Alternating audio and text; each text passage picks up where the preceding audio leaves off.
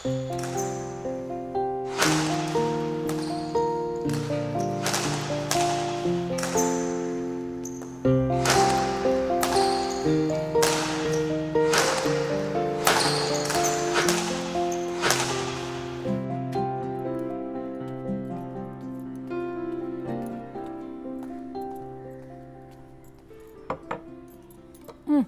কিনা সবসময় তো তাড়াহুড়ো।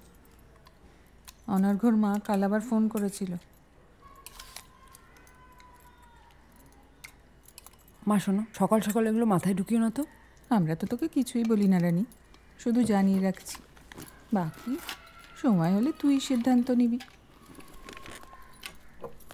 আমি আসছি। এই টিফিনটা। টাটা।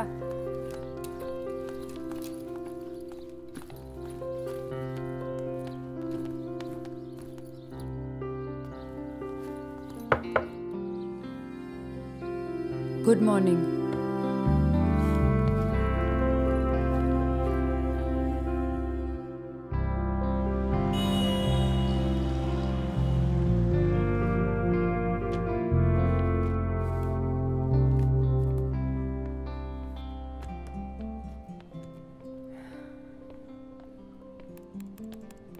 দিদি আপনার চা। Thank you.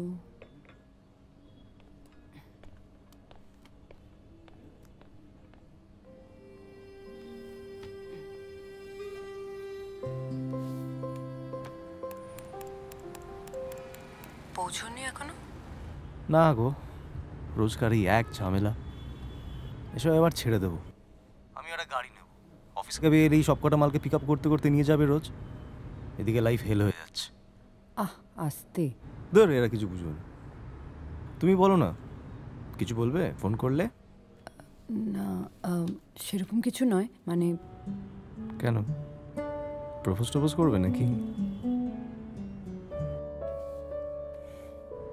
তুমি ফ্রি হয়ে নাও, তারপরে কথা বলি। হ্যাঁ, তাই ভালো। টাটা, পরে কথা বলবো।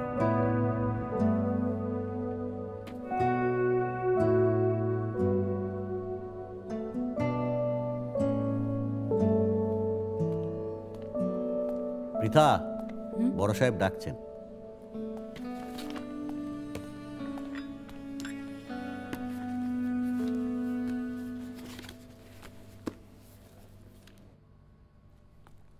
আসতে পারি স্যার?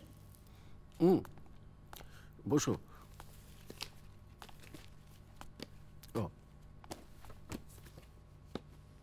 Feels different, right?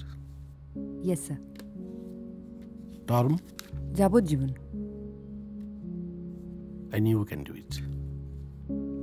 তোমার মনে আছে পৃথা, তোমার কলেজের একটা মক কেসে তুমি দারুণ লড়েছিলে? মনে আছে sir.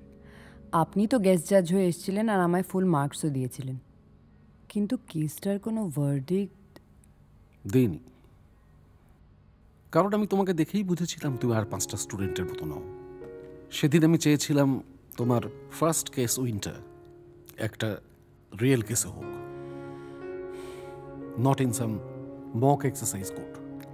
Thank you sir. You have earned it. আসলে কি জানো তো, জীবনের এই প্রথম সোল উইনটা খুব জরুরি। তোমার মতো বয়সে আমি যখন প্রথম কাজ শুরু করি, আমার বস আমাকে একটা কথা বলেছিলেন, লেটার ইন কোর্ট, যখন তুমি কোনো কেসে কোনো পথ খুঁজে পাচ্ছ না, always remember your first win. সেটাই হবে আমাদের একমাত্র গাইডিং স্টার, পথ দেখাবে, বুঝলে? ও, take the Chak. Chak?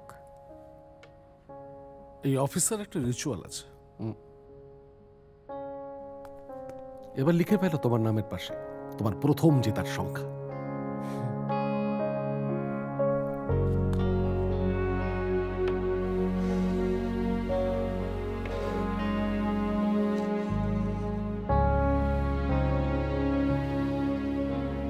Congratulations, Pritha. Thank you, sir.